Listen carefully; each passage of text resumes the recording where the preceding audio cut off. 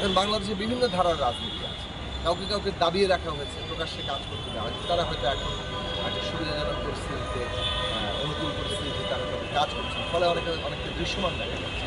কিন্তু এটাই সব নয়। আমরা একটা গণতান্ত্রিক বন্দোবস্ত চাই যেখানে প্রত্যেক রাজনৈতিক বিশ্বাসের মানুষ কাজ করতে পারে। কারা বেশি জনগণের স্বার্থ রক্ষা করছে সেই বিচারটা জনগণই তো করবে।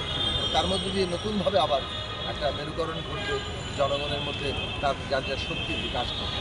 ফলে এইটাকে বিপজ্জনক কোনো প্রবণতার দিকে আমি দেখছি না। আমরা মনে করছি যে গণতান্ত্রিক বন্দোবস্ত যদি হয় তাহলে জনগণের পক্ষে গণতান্ত্রিক শক্তি শেষ পর্যন্ত বিজয়ী হবে, তারই হাতে শক্তিশালী। এবং বাংলাদেশের মানুষ একটা উদার গণতান্ত্রিক ব্যবস্থার প্রতি আগ্রহী, যেখানে মানুষের মর্যাদা থাকে, যে পরিচয়ের হোক, যে রাজনৈতিক বিশ্বাস হোক, তারা এই দেশে অন্তর্ভুক্তিমূলক ঘরের মর্যাদা নিয়ে, ন্যায় বিচার নিয়ে, সুযোগের সমাধান নিয়ে আসতে পারে। ঠিক আছে।